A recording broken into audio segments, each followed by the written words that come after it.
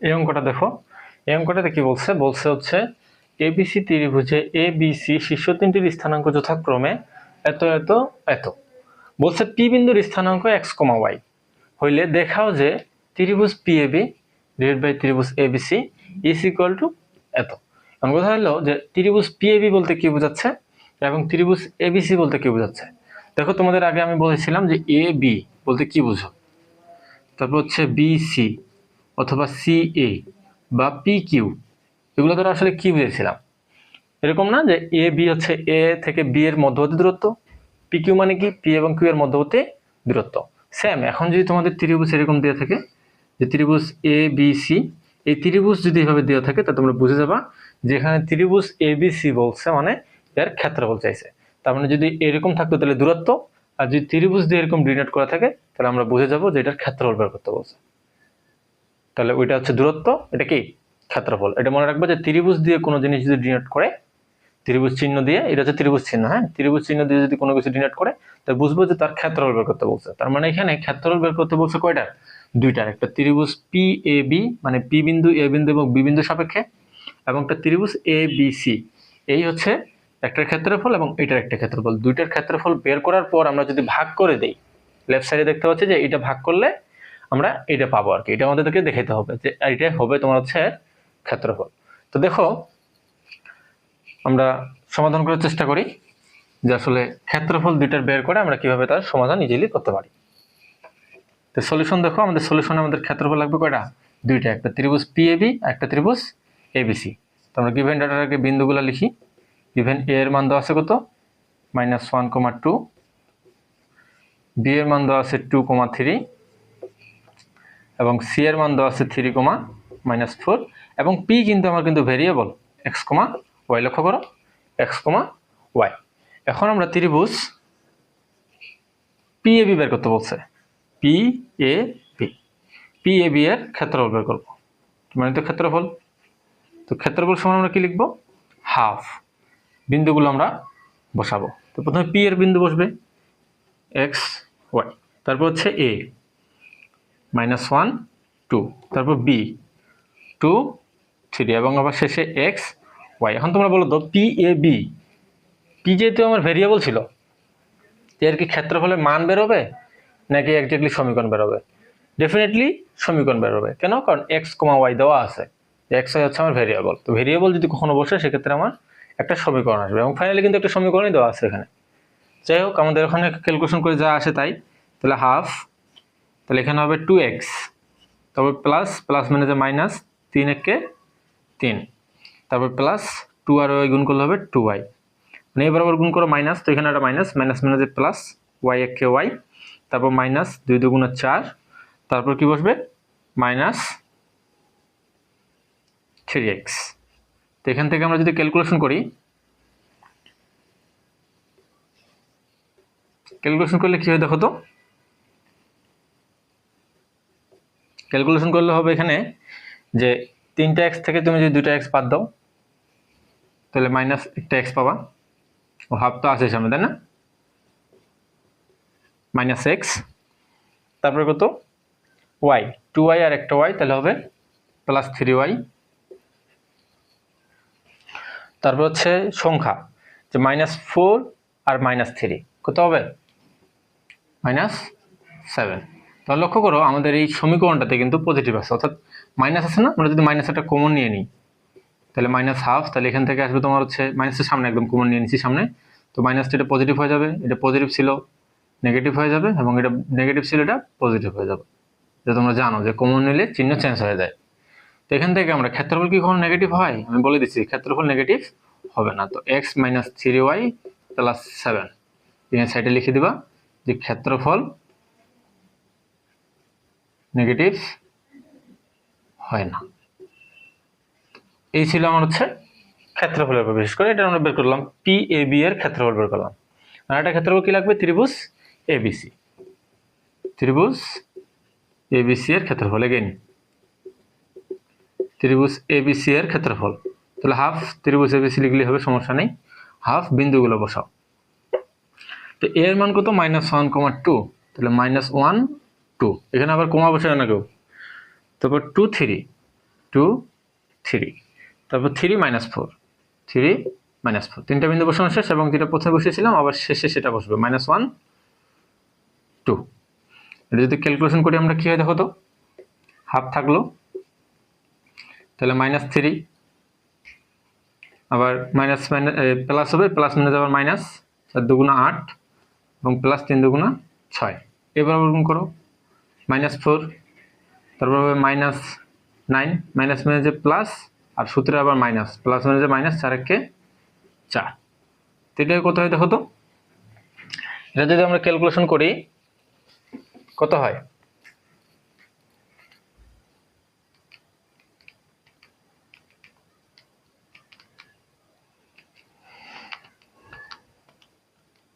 -22।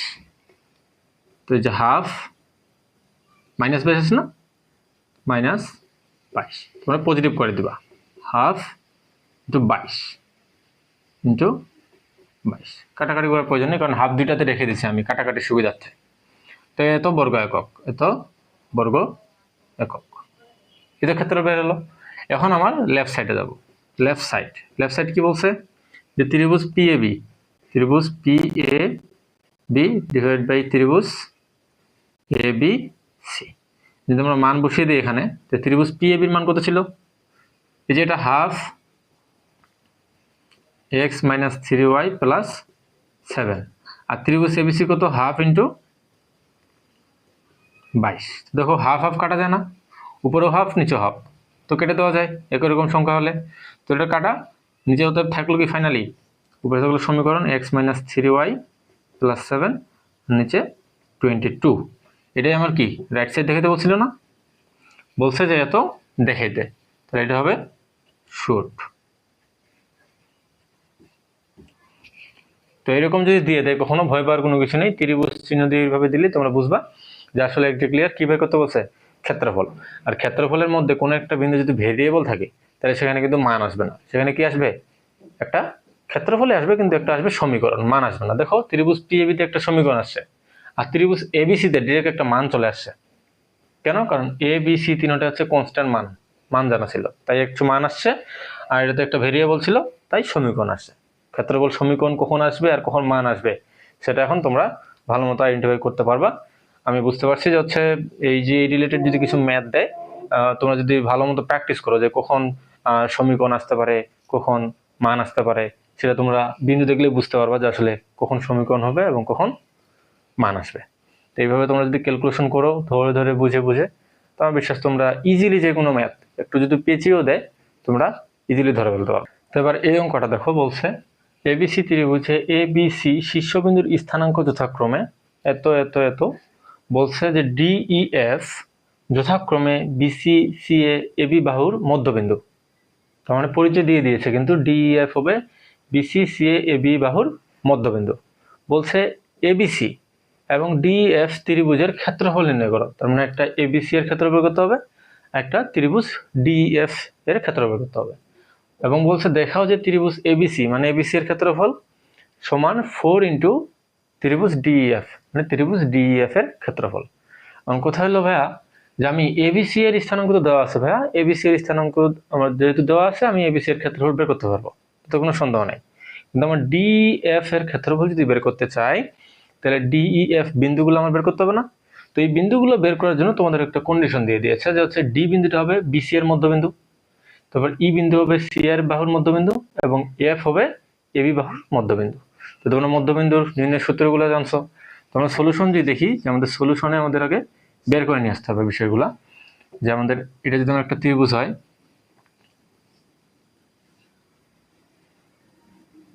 ABC এটা একটা ত্রিভুজ ছিল। এখন দেখো কি বলছে, BC এর বাহুর মধ্যবিন্দু কিন্তু D, তাহলে BC এর বাহুর মধ্যবিন্দু হচ্ছে আমার D। তার বলছে E হচ্ছে C এর বাহুর মধ্যবিন্দু, তো এটা আমার হচ্ছে E, আর AB বাহুর মধ্যবিন্দু হচ্ছে F, তাহলে এটা আমার হচ্ছে F। এভাবে ডিনোট করে ফেলবা। তো আমার এই ABC যে বিন্দুগুলো দেওয়া আছে সেখান থেকে আমাদের D, E আর F বের করে নিতে হবে। তো A বিন্দুর মান কত ছিল, এটা 3,5, B বিন্দু দেওয়া ছিল হচ্ছে -3,3, এবং C বিন্দু দেওয়া ছিল কত, -1,-1, যেহেতু অঙ্ক বড়, তো আমরা মোটামুটি বিন্দুগুলো এখানে বের করে নিয়ে আসতে পারি ডি ই আর এফ কিরকম হবে। তো দেখো ডি বিন্দুর জন্য তোমরা যদি কাজ করো, তো তোমরা ইজিলি এক্স এর মান এবং ওয়াই এর মান বের করতে পারবে না, কারণ বলে দিছে মধ্যবিন্দু। তাহলে মধ্যবিন্দু নির্ণয়ের সূত্র কি ছিল? x1 plus x2 divide by 2 এবং y1 plus y2 divide by 2। তাহলে x এর মান এবং y এর মান এখানে বের হয়ে আসে। আমি একটা দেখিয়ে দিচ্ছি এবং বাকিগুলো তোমরা ইজিলি এখান থেকে বের করে নেবে। তোমরা যদি সলিউশন দেখি যে গিভেন এ বিন্দুর মধ্যে দেওয়া ছিল কত 3,5, বি বিন্দু হচ্ছে -3,3 এবং সি বিন্দু হচ্ছে -1,-1। তো আমি যদি ডি বিন্দুর জন্য বের করি, ডি বিন্দুর জন্য, তো ডি বিন্দুর জন্য x হবে x1 plus x2 divide by 2 -3 plus এখানে -1, তাহলে প্লাস -1 ডিভাইড বাই 2। তো এখান থেকে ক্যালকুলেশন করে কত আসে?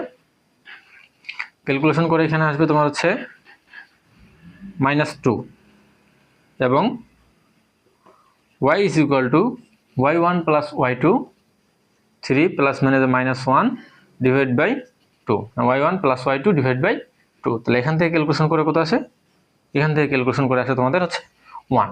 তোমরা কিন্তু বিন্দু পেয়ে গেছো, অতএব ডি বিন্দু আমরা বলতে পারি যে ডি বিন্দুটা হবে -2,1। পেয়ে গেছি না ডি বিন্দু? তাহলে আবার যদি ই বিন্দুর জন্য ক্যালকুলেশন করি, তাহলে ই বিন্দু পাবো। ই বিন্দুর জন্য x কি হবে এই দুটোর মধ্যে? তাহলে x1 প্লাস x2, তাহলে প্লাস -1, x2 হচ্ছে -1 ডিভাইড বাই 2। এটা ক্যালকুলেশন করে কত আসে? 1। এবং y y1 প্লাস y2, তাহলে 5 plus -1 so y2 divide by 2। তো এটা ক্যালকুলেশন করে কত আসে? এটা আসে 2। তাহলে আমরা ই বিন্দু পেয়ে গেলাম, সেটা হচ্ছে 1,2, x এর মান 1 এবং y এর মান 2। এফ বিন্দুর জন্য যদি তোমরা ক্যালকুলেশন করো, এফ বিন্দুর জন্য হবে যে x এই দুই বিন্দুর মধ্যবিন্দু, তাহলে x1 প্লাস -x2 হচ্ছে 3 ডিভাইড বাই 2, তাহলে এটা হবে 0। এবং y y1 প্লাস y2, তাহলে 5 প্লাস 3 ডিভাইড বাই 2, তাহলে এটা হবে 4। তাহলে তোমরা পেয়ে গেলা এফ বিন্দু হচ্ছে 0,4। এই তোমার বিন্দুগুলো বের হয়ে গেল। তো আমি ডি বিন্দু পাইলাম, ই বিন্দু পাইলাম এবং এফ বিন্দু পেয়ে গেছি। এখন আমরা ডি এফ এটাও বিন্দু জানি, যেহেতু তাদের ক্ষেত্রফল পাবো।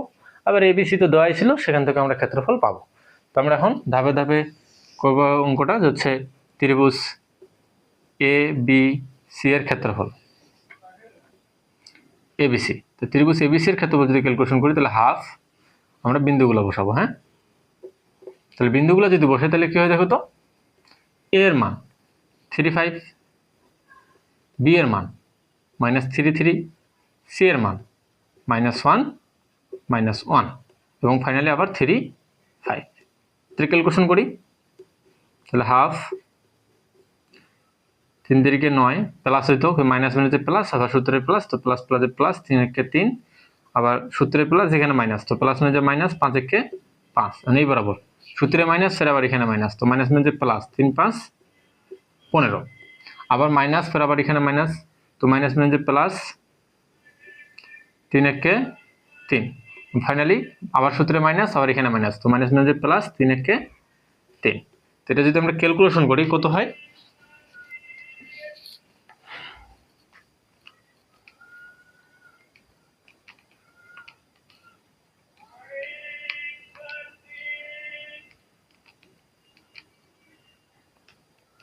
এটা হচ্ছে 28/2 মানে হচ্ছে 14 বর্গ একক। এটা হচ্ছে আমার একটা ফাইনাল একটা অ্যান্সার। এখন দেখো যে ত্রিভুজ আরেকটা কি বলছে যে ডিইএফ, তো ত্রিভুজ ডিইএফ এর ক্ষেত্রফল হাফ। তো বিন্দুগুলো বসাও। ডিইএফ, তো ডি বিন্দুর স্থানাঙ্ক, ডি বিন্দু কত বেরিয়েছিল আমার? এই যে ডি বিন্দু -2,1, তাহলে -2 1। তারপর ই বিন্দু কত? 1 2 1 2। তারপর হচ্ছে এফ বিন্দু 0 4 এবং ফাইনালি কি আবার শেষ বিন্দুটা বসাতে হবে -2 1। তো এটা যদি আমরা ক্যালকুলেশন করি, হাফ থাকলো হচ্ছে মাইনাস প্লাস মানে যে মাইনাস 2 2 4 প্লাস 4 প্লাস 0, এবার যদি করি -1, তারপর হবে -0 এবং মাইনাস, আবার সূত্রে হচ্ছে মাইনাস মাইনাস মানে প্লাস, 4 দুগুণা 8। তো ক্যালকুলেশন করলে -4 + 4 0, 0 তে মাইনাস প্লাস 8 থেকে -1 হলে 7, 7/2, 7/2 এত বর্গ একক। তো এটা আমার একটা ক্ষেত্রফলের অ্যান্সার।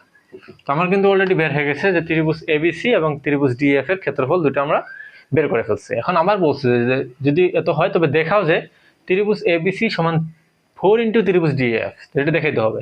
তো লেফট সাইড বা এগেইন আমরা বলতে পারি যে ত্রিভুজ এবিসি, ওদের মান দুটো সমান হবে। এবিসি সমান 4 × ত্রিভুজ ডিএফ। দেখি মান দুটো সমান হয় কিনা তাদের, 4 দ্বারা গুণ করা ত্রিভুজ ডিইএফ, ত্রিভুজ ডিইএফ। তো ত্রিভুজ এবিসির মান কত ছিল? 14 = 4 × ত্রিভুজ ডিএফ এর মান কত? 7/2, 7/2। এটা যদি কাটাকাটি করি 2 1 2, 2 2 4, 7 2 14, তাহলে আমরা বলতে পারি না 14 = 14।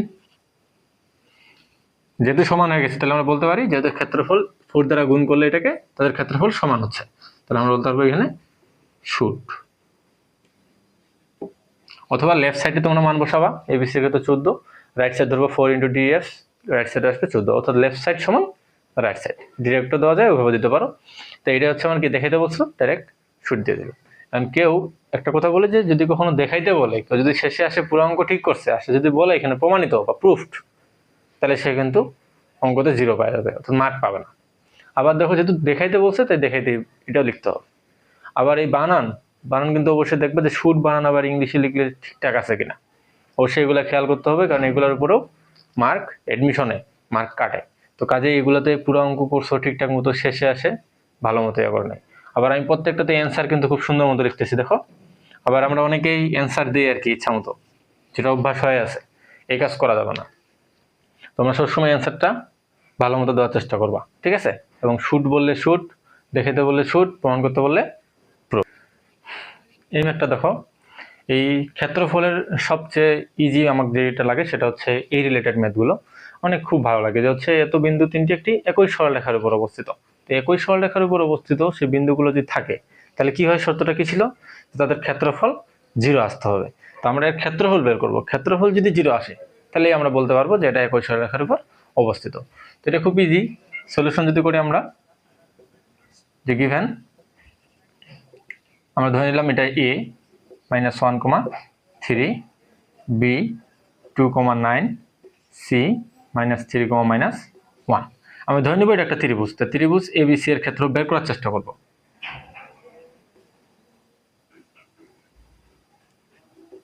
তাহলে হাফ দেখি ক্ষেত্রফল বের হয় কিনা। যদি ক্ষেত্রফল 0 আসে তবে আমরা বলতে পারবো যে এটা একটা একই সরলরেখার উপর অবস্থিত বিন্দুগুলো। তো a এর মান কত? -1, 3, 2, 9, -3, -1 এবং ফাইনালি আবার -1, 3। তো ক্যালকুলেশন করলে বাস হয়ে যাবে। তাহলে -9 প্লাস মানে যে -2 প্লাস মানে যে -9, রে বরাবর সূত্রে মাইনাস, 3 দুগুণ 6, আবার সূত্রে মাইনাস, আবার এখানে মাইনাস, তো মাইনাস মানে যে প্লাস, 3 লং 27, আবার সূত্রে মাইনাস, এখানে মাইনাস মানে যে প্লাস, তারপর সূত্রে মাইনাস, 1 1 কে 1। তো এখানে যদি আমরা ক্যালকুলেশন করি আসলে দেখো ফাইনালি আমাদের কত আসে, এখানে 9 9 18, 6 আর 2 8, 8 আর 1 9, মানে 3 লং 27 এদিকে, আবার এদিকে প্লাস 27। তো ফাইনালি এখানে ক্যালকুলেশন করে 0 আসে, 0-এর সঙ্গে যে কোনো জিনিস গুণ করলে কি আসবে? 0 আসবে। তো এখানে লিখবো যেহেতু ক্ষেত্রফল 0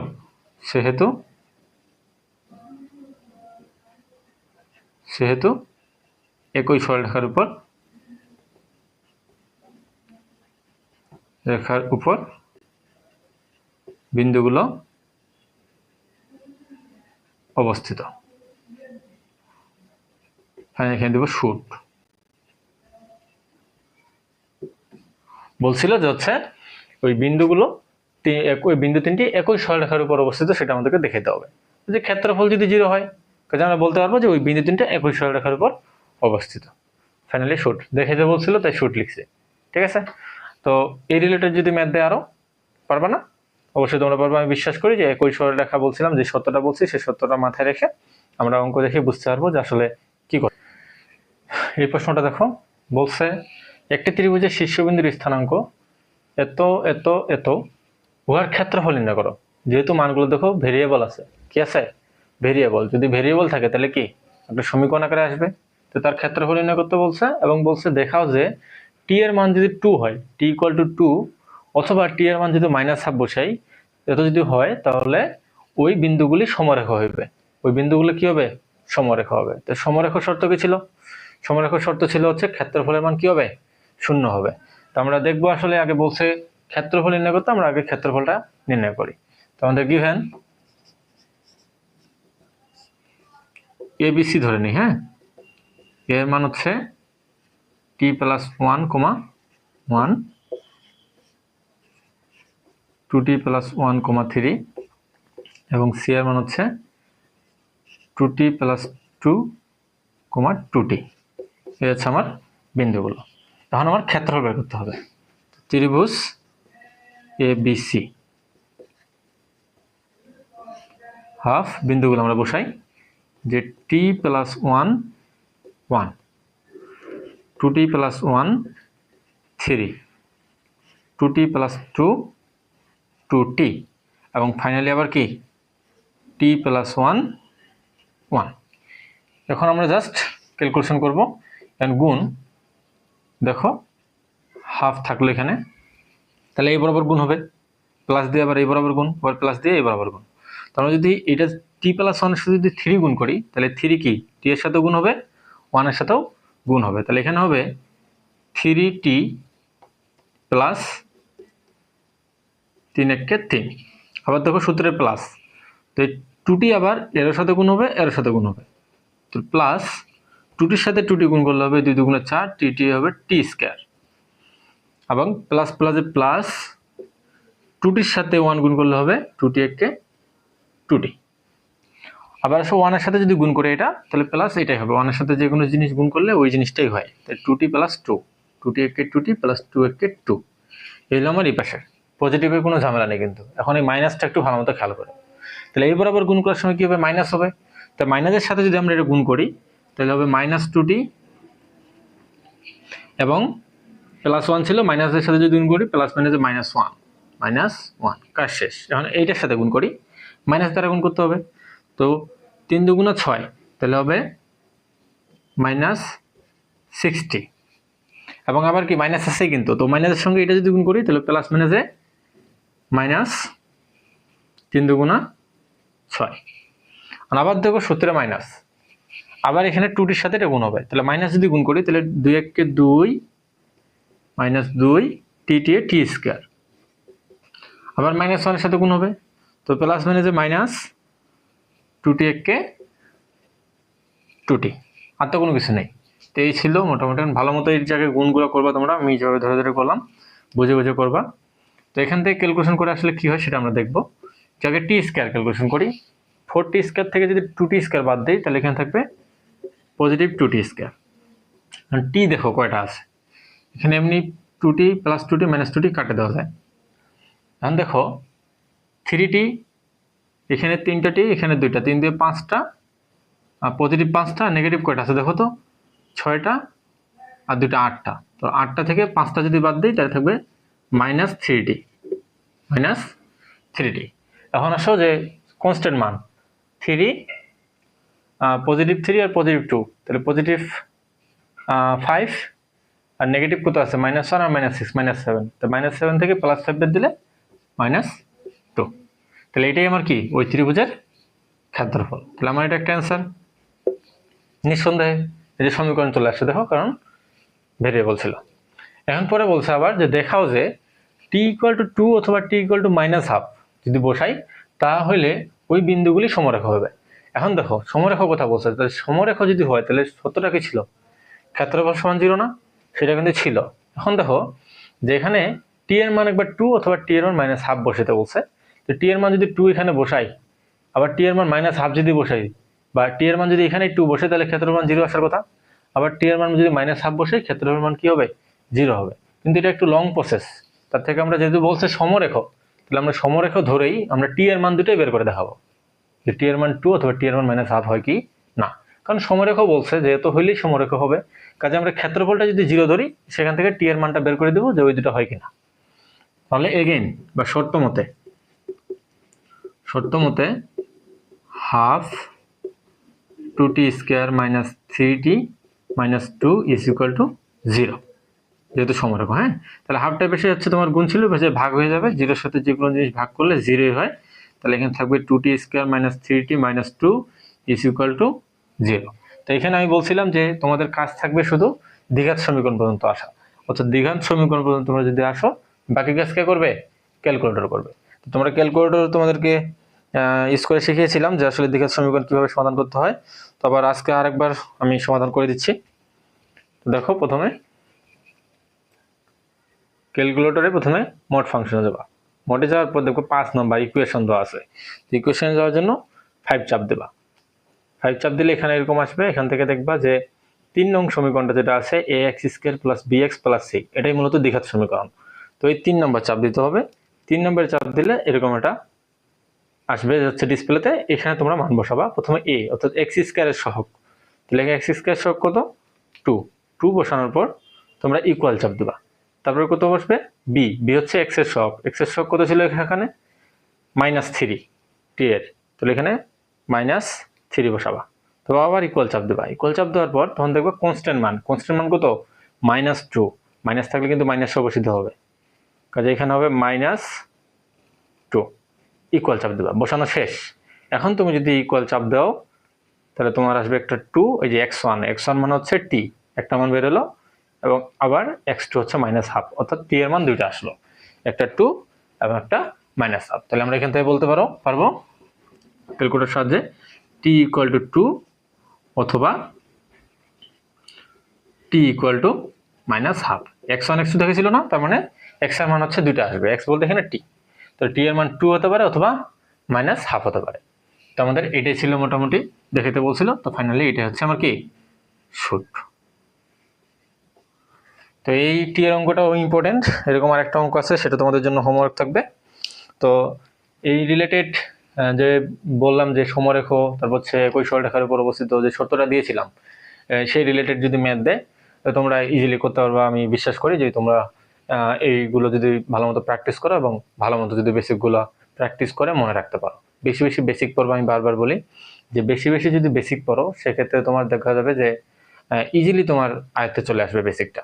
রেগুলার বেসিক পড়তে হবে, রেগুলার যদি বেসিক পড়ো সেক্ষেত্রে ম্যাথ দেখলে তুমি বুঝতে পারবা যে আসলে কি করতে হবে। কারণ রাস্তা তোমার যদি জানা থাকে তাহলে তুমি যে কোনো জায়গায় যাও না কেন আটকে থাকবা না, কারণ তুমি যে কোনো একটা রাস্তা অটোমেটিক্যালি ধরে ফেলবা। তো বেশি বেসিকগুলো আলোচনা করবা, বেশি বেসিকগুলো পড়বা এবং বেসিকগুলো নিজের আয়ত্তে নিয়ে আসবা, বাকিগুলো পরে অটোমেটিক্যালি তুমি প্র্যাকটিস করে শেষ করে দিতে পারবা।